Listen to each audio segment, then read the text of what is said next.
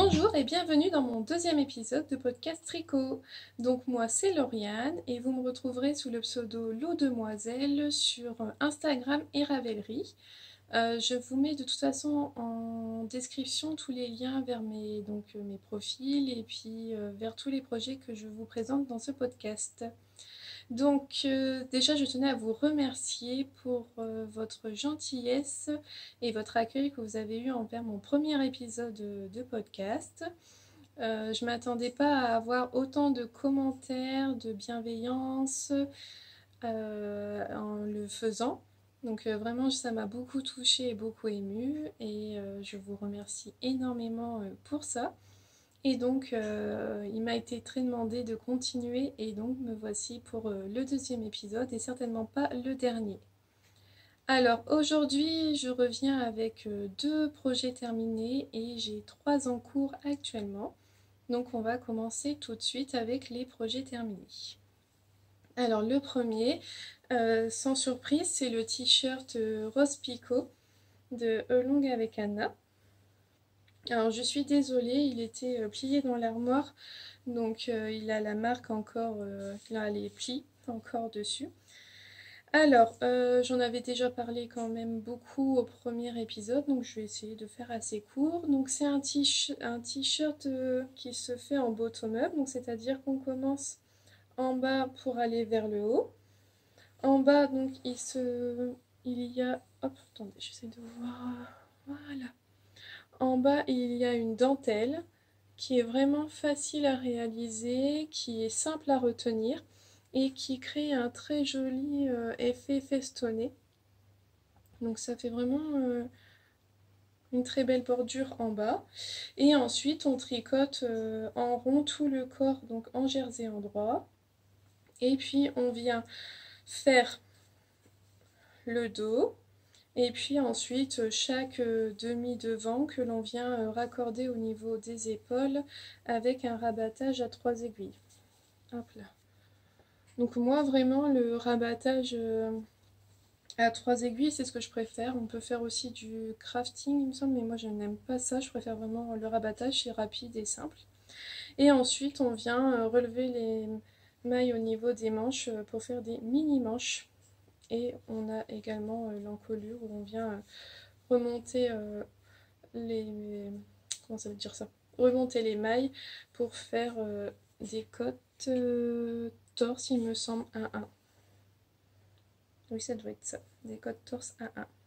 Donc voilà, c'est vraiment un modèle facile à faire, accessible aux débutants. Donc il est disponible sur Ravelry. C'est un modèle payant qui est en anglais et en français. Les modèles d'Anna sont vraiment clairement bien expliqués. Donc franchement, si c'est votre premier vêtement, votre première dentelle, votre premier tricot en rond, n'hésitez pas, c'est vraiment facile. Alors après, j'ai utilisé de la BC Garn, la Biobalance. Donc c'est 55% de laine, 45% de coton. J'ai utilisé le coloris de mémoire 07. C'est un très joli framboise, un vieux framboise, moi je trouve. Vraiment très joli. Et moi j'ai utilisé 4 écheveaux. Et vraiment jusqu'au bout, puisque j'ai dû détricoter mon échantillon pour terminer ma manche. Donc j'étais vraiment tout juste en laine. Donc voilà. Donc je sais pas comment ça se fait, si c'était peut-être la laine qui n'était pas super bien adaptée ou pas au patron, puisque normalement le patron préconisait moins de laine que ce que j'ai utilisé pour ma taille. Donc c'est pas... C'est tout, c'est comme ça, j'en ai eu assez, tant mieux. De toute façon au pire je m'étais dit, j'aurais pas fait les micro-manches, j'aurais directement fait peut-être les côtes et puis au moins ça m'aurait fait gagner un peu de fil. Après c'est pareil, j'aurais voulu qu'il soit un peu plus long, mais comme on fait en bottom-up, donc du bas vers le haut, je trouve que c'est quand même plus difficile de jauger la distance en fait quand on fait dans l'autre sens. On peut l'enfiler et puis on voit jusqu'où on tricote. Là en bottom-up, on est plus limité et puis je voyais bien que ma laine partait très vite, donc de toute façon je me suis pas risquée à faire quelques centimètres en plus que ce qui était préconisé et j'ai bien fait parce que sinon j'aurais manqué de laine. Donc voilà, donc ça m'empêche pas que je le porte. Je l'ai porté quand quand ça a commencé à se rafraîchir, parce que finalement la BioBalance elle tient quand même chaud.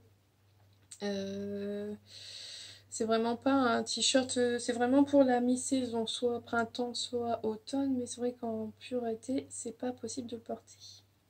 Donc voilà, je vous en dis pas plus parce que j'en avais déjà quand même bien parlé au podcast précédent. Et ensuite, le deuxième projet fini, hop, je le prends bien, ce sont des chaussettes. Donc c'est une paire de chaussettes que j'ai tricotées pour mon garçon Noah. Et, le modèle, c'est le Socks on a Plane. Attendez, je sais plus de qui. Je vérifie, j'ai tout noté. De Laura Linman. Et c'est donc un patron gratuit disponible sur Ravelry en anglais. Hop. Donc je vous montre de plus près. Donc en fait, il se tricote de la pointe jusque le haut du pied en jersey endroit avec une torsade. Vraiment simple et rapide à faire. Il ne veut pas faire la mise au point, j'ai l'impression. Si, voilà. Voilà, avec une torsade sur le dessus. Et en fait, elles sont en effet miroir parce que sur le pied gauche et sur le pied droit, la torsade ne se trouve pas au même endroit. Alors, j'ai utilisé des restes que j'avais de Big Sock de Madeleine et Philibert pour la pointe et le talon et en haut les côtes. Donc c'est le coloris Terre Inconnue. J'avais fait des chaussettes pour mon chéri avec. Et la bleue turquoise, c'est... je dois avoir l'étiquette là. Oui. C'est de la Langue et c'est de la Jawol Superwash. Hop, je vous montre rapidement l'étiquette. Voilà. Donc c'est de la laine qu'on a acheté dans une mercerie pendant nos vacances. On avait trouvé une petite mercerie, puis voilà, Noah voulait une paire de chaussettes. J'avais de quoi faire finalement à la maison, mais au moins là il avait vraiment pu choisir le coloris qu'il voulait. Donc il m'a choisi ce bleu turquoise. Et ça va, vous le voyez, assez bien, de la bonne couleur. Alors, les modifications que j'ai faites sur le patron, c'est que sur la première chaussette, je me suis dit que... Voilà, donc c'est des chaussettes pour des adultes. Et je me suis dit, bah Noah, fais un 36, mais c'est un pied d'enfant, il est fin. Donc j'ai fait une augmentation de moins sur la pointe. Voilà, j'ai fait une augmentation de moins que ce qui était préconisé dans le patron. Donc j'avais 26 mailles par aiguille et puis ensuite j'ai tricoté toute la chaussette. Mais cette réflexion-là, je l'ai eue que pour une chaussette et pas pour l'autre. L'autre, j'ai monté le nombre de mailles normal, donc j'ai dû faire 28 mailles, soit 56 mailles au total. Donc en fait, il a une chaussette plus large que l'autre. Et ça, je m'en suis rendu compte arrivé au talon quand j'avais pas les mêmes nombres de mailles sur mes aiguilles au talon. Je me suis bien rendu compte en fait que j'avais pas le même nombre de mailles que sur l'autre chaussette parce qu'en plus je fais les deux chaussettes en même temps, chacune sur une aiguille, mais je monte toujours un peu l'une et après l'autre. Donc vraiment je venais juste de faire le talon de la première chaussette. Quand j'ai fait le deuxième talon, je me suis dit bah tiens, je retombe pas pareil, et en fait oui, effectivement c'est pas, il n'y a pas le même nombre de mailles. Donc il a une chaussette un peu plus serrée que l'autre et au final celle où j'ai suivi le patron lui va parfaitement bien au niveau de la largeur. Donc il faut que je me dise qu'il a plus un pied d'enfant et tout simplement un pied d'adulte et que je fasse plus de diminution. Donc ça fait qu'en fait la différence elle se voit au talon. Je sais pas si vous allez le voir. Ça se voit quand il les porte, en fait il y a un talon plus large que l'autre. Je sais pas si là vous allez le voir en fait. Parce que de ce fait là, le talon il est plus grand sur une chaussette que sur l'autre puisqu'il y avait plus de mailles. Alors pour le talon, moi je fais le Fish Lips Kiss Heel. Donc c'est un patron de talon qui est payant sur Ravelry. Il est disponible en anglais pour 1 € et quelques centimes. Et c'est un talon qui se fait très simplement avec des rangs raccourcis. Et moi j'aime vraiment la finition en fait. Ça fait pas de trous, c'est super rapide à faire. Et donc moi j'adore. Moi j'adore le faire. Par contre je me suis pas encore fait une seule paire de chaussettes avec ce talon-là. Donc je n'ai pas de retour sur la tenue du talon, s'il est agréable à être porté ou autre, je ne sais pas. Donc ça c'est la surprise. La prochaine fois que je me fais des chaussettes, je vais faire ce talon là pour moi m'en rendre compte parce que j'ai d'autres paires de chaussettes tricotées mais avec d'autres talons. Et pour l'instant les seules Fish Kiss Heel que j'ai fait, ce sont les 3 paires de chaussettes que j'ai fait pour mon chéri et mes 2 garçons. Donc eux ils n'ont pas de retour parce que c'est leur seule paire de chaussettes tricotées. Donc voilà. Et la dernière petite différence que j'ai faite, c'est au niveau des cotes. Moi j'ai fait des cotes 1-1 parce qu'en fait quand je suis arrivée aux cotes, je ne savais pas, j'avais pas mon patron avec moi et je ne savais pas ce qui était préconisé dans le, comment dire ça, dans le patron. Donc je me suis dit bon allez, je fais des cotes 1-1 et en fait c'est des cotes 2-2 normalement. Mais bon, c'est pas grave, c'est qu'un petit détail. Donc le patron il est vraiment facile, il est facile, c'est vraiment simple à faire. La torsade se fait très simplement sans aiguille auxiliaire. C'est juste 3 mailles qu'on fait glisser au-dessus des autres, au-dessus de 3 autres mailles, toujours dans le même sens. Donc c'est vraiment facile à faire. Et d'ailleurs j'ai utilisé, je sais pas où je l'ai mis, j'ai utilisé un contre-rang qui était vraiment pratique pour ce modèle-là. Si j'arrive à le retrouver, je pourrais vous le montrer. Je sais pas où je l'ai rangé. Là. Oui, c'est vrai que j'ai acheté un contre-rang chez Apollonie. Et c'était vraiment idéal pour ces chaussettes-là. Donc voilà comment se présente, je sais pas si vous allez le voir, le contre-rang. Donc en fait, il se compose de 10 anneaux, de 10 petits anneaux. Le 5e anneau, il est doré. Et il suffit de remonter les petites breloques ici. Donc il y en a une, c'est pour montrer le départ. Et l'autre breloque, vous la montez à chaque fois que vous arrivez à une dizaine. Donc en fait, par exemple, si vous êtes au rang, on va dire 43, donc vous allez mettre la petite breloque sur le 4e anneau. Hop, je vais y arriver.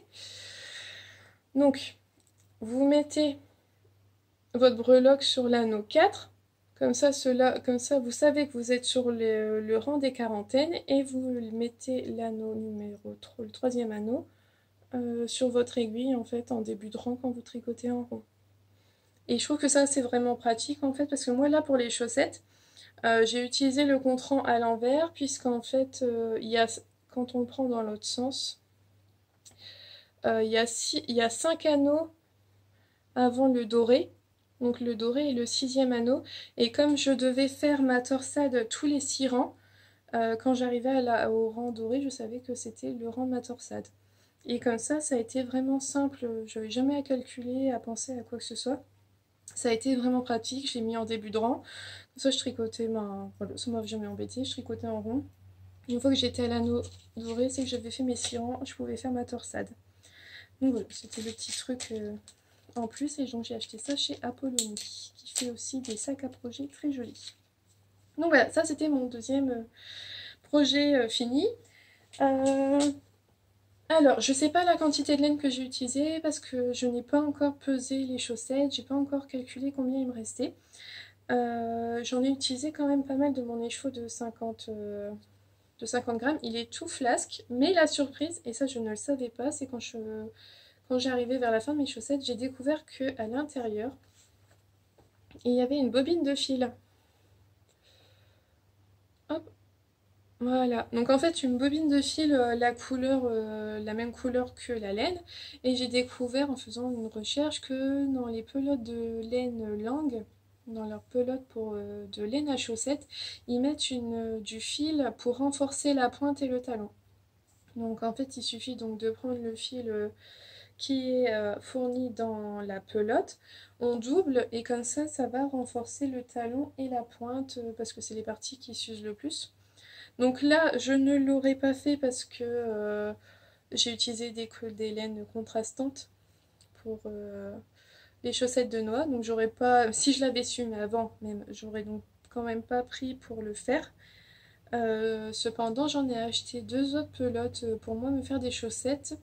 Et le sachant, je les utiliserai donc pour renforcer mes pointes et mes talons, hein, parce que c'est vraiment sympa, je trouve, d'avoir ça dans les pelotes. C'est la première fois que je le vois, donc je trouve ça chouette. Je vous le dis si jamais vous en achetez une fois. Donc dans les langues, il y a du fil de renfort pour les chaussettes. Donc voilà, ça c'était ce que j'ai fait, ce que j'ai tricoté, donc ce que j'ai terminé ce mois-ci. Et donc on va passer à mes encours. Alors, pour mes projets en cours, donc moi je suis monoprojet normalement. Mais cette année je me suis inscrite au Nitish et puis je me suis inscrite à beaucoup de cales et en fait j'ai un peu tout commencé comme ça sans réfléchir. Alors au départ, au début septembre, j'ai commencé mon Fire Star. Hop, donc il est d'ailleurs dans un sac à projet Apollonie. C'est le dernier que je me suis acheté et franchement il est magnifique. Je vais vous montrer l'intérieur. J'enlève juste, hop, le projet. Et regardez-moi la doublure. Elle est magnifique. Il y a un lièvre quelque part. Je sais pas si on le voit là. Où est-ce qu'il est le lièvre? On le voit pas bien. Là, on le voit bien. Hop. Voilà, avec le lièvre. Vraiment magnifique. Il y a deux petites pochettes dedans pour ranger ses affaires. Et hop, je vous montre rapidement sa carte. Donc voilà, c'est Apollonie. C'est là où j'ai eu donc mon sac à projet et mon contrant. Donc voilà, et donc dedans se trouve mon Quiet Star que j'ai commencé au 1er septembre pour le cal de Rory Locatelli. Donc il suffit de tricoter un de ses patrons. Hop, je vais essayer de vous montrer ça correctement. À l'endroit aussi, sans qu'à faire, ça serait mieux. Hop, hop, hop. Je l'ai pas préparé, hein, c'est pas bien ça. Voilà. Et donc voilà où j'en suis. Je sais pas si vous allez bien voir. Hop. Donc ça c'est le devant. Et là je vous montre l'arrière.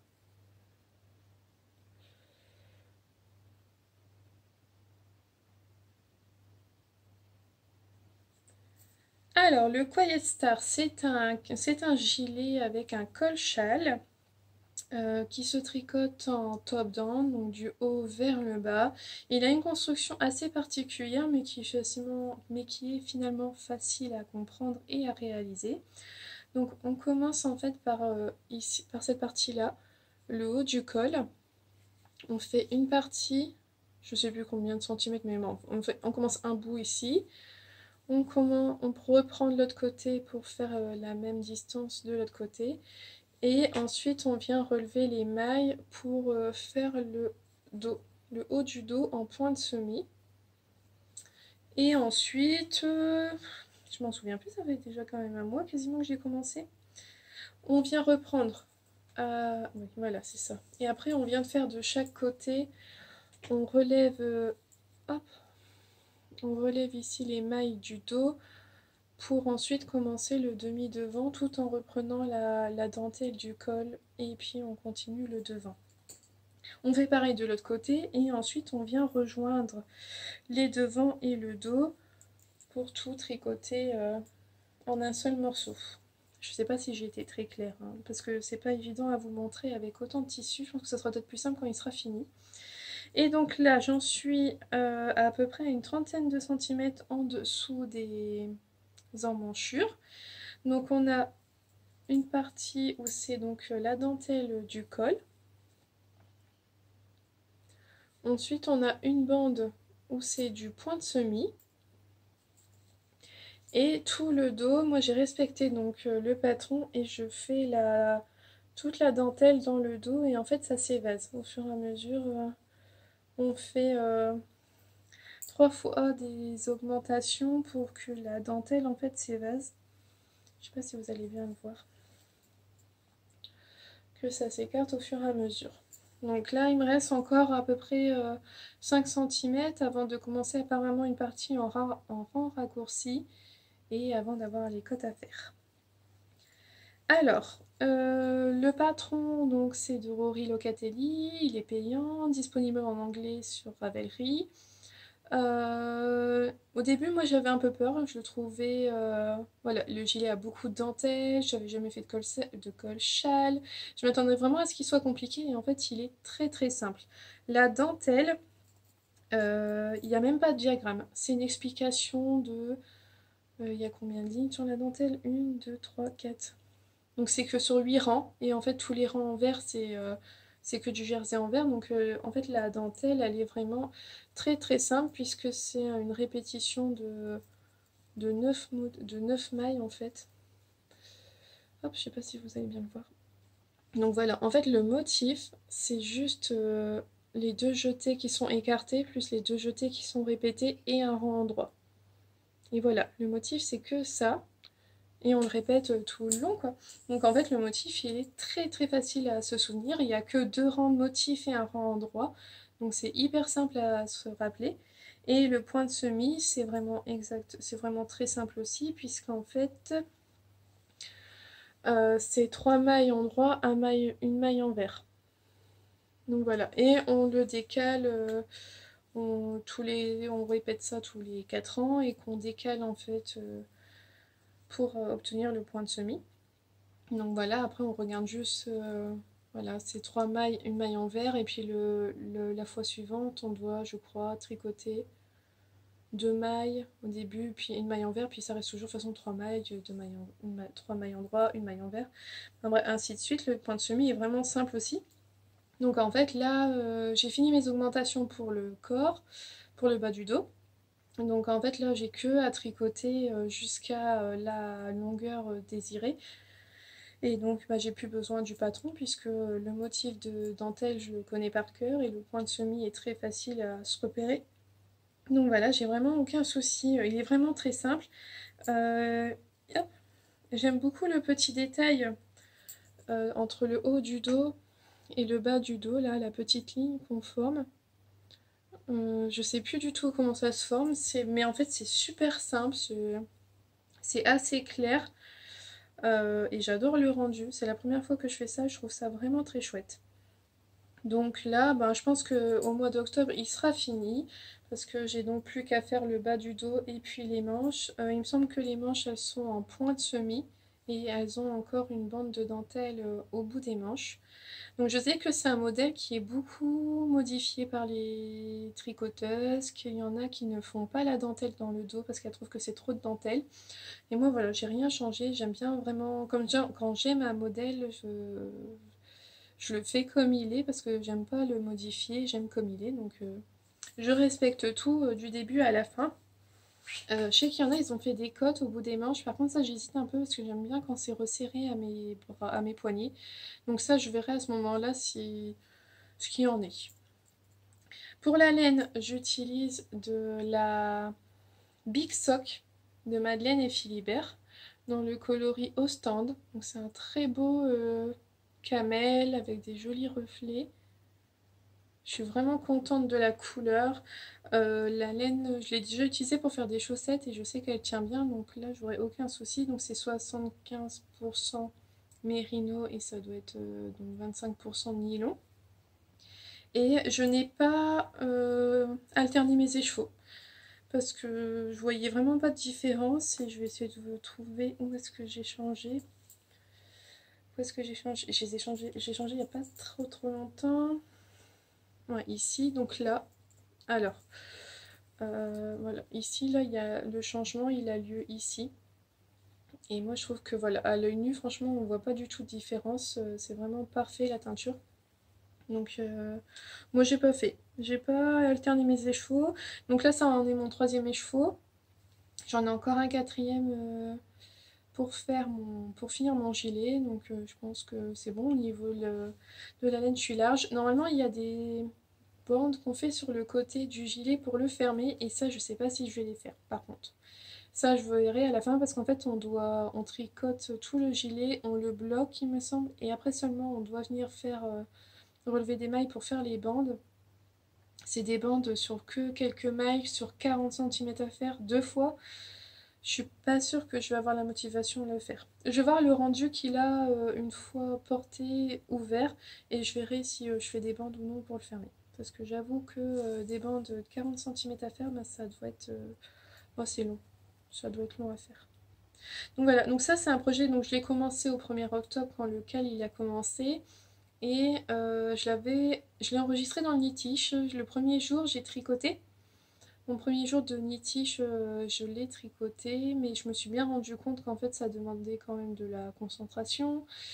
Que comme les rangs de dentelle, ils sont longs, on tricote moins vite que c'était du jersey. Donc en fait, après, je l'ai mis de côté pendant tout le premier match de Knitish et je viens de le ressortir là pour l'entre-deux matchs.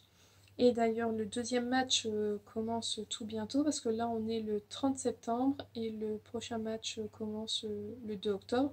Donc en fait, je vais encore le tricoter ce soir et demain. Puis ensuite, il va retourner dans son sac pour attendre la fin du prochain match. Donc comme je voyais que ce n'était pas c'était pas une très bonne stratégie ce gilet, j'ai commencé un autre projet. Hop, il est là. Donc je vous en avais parlé, c'est mon gilet Lucky Me que je fais dans le cadre du CAL local lancé par Camille Depan. Donc je vous rappelle rapidement, ça consiste à tricoter une laine locale, donc fabriquée en France, provenant donc de moutons français, filés en France, teints en France. Et on peut combiner avec un patron d'une designeuse française. Donc moi j'ai choisi le Lucky Me. Et je le tricote en Polo Co. Ah, puis s'il veut faire la mise au point, ça serait gentil. Non. Voilà, Polo Co. Donc c'est leur base Masgo en coloris tuffeau. En fait, c'est la laine, elle est pas teinte, elle est de couleur naturelle. Et donc je vous montre où j'en suis. Hop. Donc voilà. Donc c'est un gilet avec des torsades. Là, ce que vous voyez en bas en surplus, c'est le dessus des manches. Voilà, j'en suis là pour l'instant. Et de dos, voilà comment ça se présente. Donc on a tout le panneau de torsade au milieu et on a deux panneaux de jersey en droit de chaque côté où on fait les augmentations. Donc c'est un gilet en top down, donc du haut vers le bas. Les manches sont construites avec des augmentations raglan. Donc voilà. Donc on a les explications. Moi je suis les diagrammes, mais je pense qu'il y a les explications écrites. Je saurais plus vous dire. J'ai pas le patron là. Si je dois l'avoir pas loin. Hop, je sais plus si c'est écrit. Moi je suis des diagrammes, donc il y a un diagramme pour les demi-devants. Pour comme ça les torsades se font bien avec les augmentations du raglan. Et on a un diagramme pour le panneau du dos. Et je crois pas qu'on ait les explications écrites. Je sais pas. Non, j'ai l'impression. Ah bah si, de toute façon, oui, alors il y a les explications écrites, mais c'est vraiment très simple. En fait, les torsades se réalisent tous les... je vérifie. Hein. Tous les 10 rangs seulement. Donc en fait, c'est vrai que voilà, tous les 10 rangs seulement on fait les torsades. Donc on en a une qui va dans un sens, on en a la centrale voilà, qui fait comme ça, et de l'autre côté qui revient vers le centre également. Hop. Donc, voilà, donc là je les réalise avec une aiguille auxiliaire, parce que là on a quand même, je sais plus de mémoire, ça doit être 6 mailles sur 6 mailles, au centre c'est 4 mailles, 4 mailles. Donc là je les réalise avec une aiguille auxiliaire, de toute façon c'est tous les 10 rangs, donc c'est pas tout le temps. Donc celui-là, je l'ai commencé pendant le tournoi de Knitish parce que voilà, je le tricote. Donc sur la laine, c'est marqué que c'est de la worsted, mais il y a quand même 266 mètres pour 100 grammes, donc c'est plutôt de la DK. Et donc ça monte hyper vite. Hein. J'ai fait tout ça pendant les 10 jours du match de Knitish. Donc là, il me reste à faire le dos pour rattraper les poches. Et puis ensuite continuer jusqu'à la longueur voulue, faire les côtes et puis faire les manches. Donc le modèle est vraiment simple, les torsades sont super faciles à réaliser. C'est vraiment pas compliqué, c'est les mêmes devant et derrière, donc ça se retient facilement. Franchement sur le patron j'ai rien à redire. Il est très bien expliqué aussi pour les manches. Parce qu'en fait on peut faire la version sans les manches si on le désire. Au début j'avais cru que j'allais être juste en laine.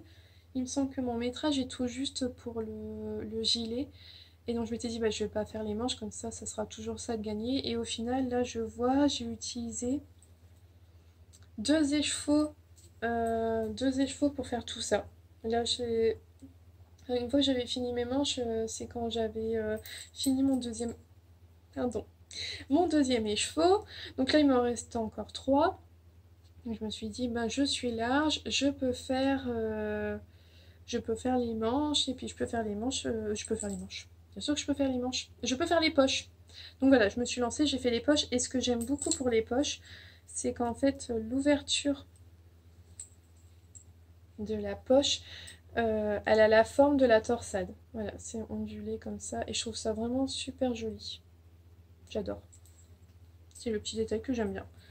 Donc voilà, donc ça je le reprends dans 2 jours pour le tournoi de Nitish parce que même si ce n'est pas que du jersey en droit, ça montait quand même rapidement. Et là j'espère pouvoir le finir pendant le tournoi. Et donc le tournoi c'est du 2 jusqu'au... Je sais pas quand on a 10 jours peut-être. On a une semaine, 10 jours. Ouais, donc du 2 au 12 octobre, quelque chose comme ça. Donc j'espère le finir en tout cas... bah, au moins finir le corps et peut-être les manches parce qu'après il y a encore toute la bande d'encolure à remonter là pour faire la bande de manteau de boutonnage, tout ça et l'encolure.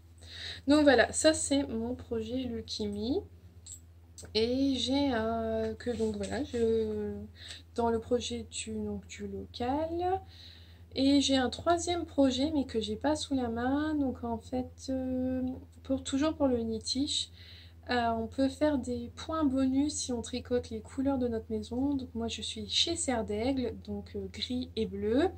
Et Noah avait besoin d'une paire de mitaines. Et donc en fait la boutique sur un fil proposait des kits avec un patron de mitaines qu'elle a nommé Mitaine Poudlard. Donc elle faisait des kits en fontis, de la Nimbus Fonti. Donc j'ai acheté le kit, comme ça j'avais un point bonus parce que je tricotais aux couleurs de la maison, d'une maison Harry Potter, enfin, d'une maison de Poudlard. Et le problème c'est que je les ai pas là, c'est mon tricot voiture à la sortie de l'école, donc je l'ai laissé à la voiture. Donc je vous le montrerai au prochain podcast quand ils seront finis, parce que c'est pareil, ça je vais les terminer pendant le prochain match pour pouvoir avoir mon point bonus et elles seront finies à ce moment-là. Je tricoterai un autre projet venu tirer de l'univers d'Harry Potter la prochaine fois pour les autres matchs. Donc voilà, je vous ai présenté tout ce que j'avais en cours. On va passer à ce que je compte faire après. Donc voilà, donc en fait après que j'aurai fini ces 2 projets, donc j'espère finir le Leukimi pendant le Nitish et après je reprendrai mon Quest que je finirai. J'ai prévu de me refaire le pull Il Grande Favorito de je ne sais plus qui, parce que je ne l'ai pas noté de toute façon, mais bon, je vous mettrai le lien en dessous et comme ça vous saurez de qui c'est. Et j'ai prévu de me le faire en mélodie de Drops. Donc en fait je connaissais pas du tout cette laine. C'est la dernière fois dans la newsletter de Kalidou qui indiquait qu'elle avait des nouveaux coloris pour cette laine que je l'ai découverte. Donc en fait j'ai craqué pour la couleur brique. Et puis pour son côté tout fluflu, tout poilu.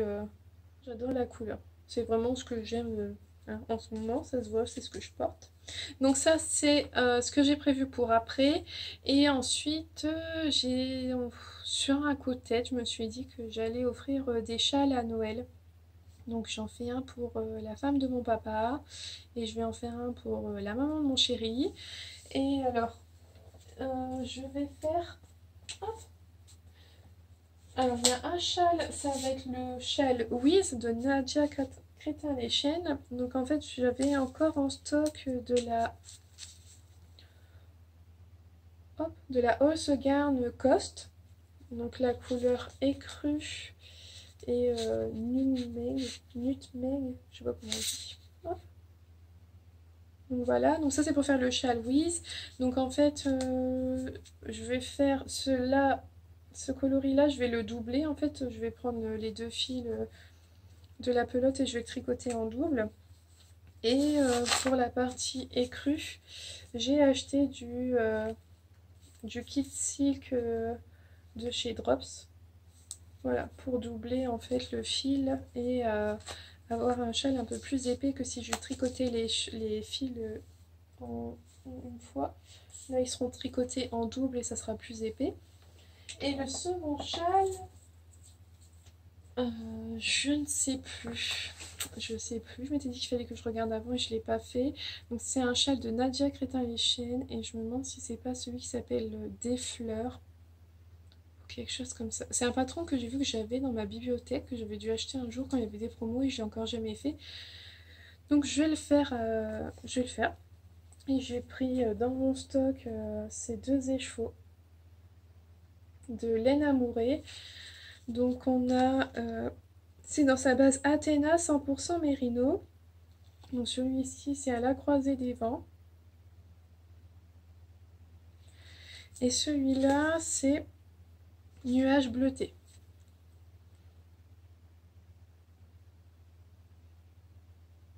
Mais il veut pas faire la mise au point. Donc d'un côté on a un gris clair et lui c'est un joli bleu nuancé. Et il veut vraiment pas. Bon, désolé, il veut pas. Ah si, ça y est. Voilà. Donc voilà, donc ça je vais faire deux châles. Donc ça il faut vraiment que je traîne pas parce que il faudrait que je les fasse entre les matchs de Nitish. Donc là de toute façon je sais, il faut que je termine mes gilets. Après pendant le troisième match je vais faire le pull des Favorito. Et après je vais commencer un châle. Et je pense que bon, j'arriverai à faire les deux au moins au courant novembre ou au pire les finir au mois de décembre. Il n'y a pas trop le choix de toute façon.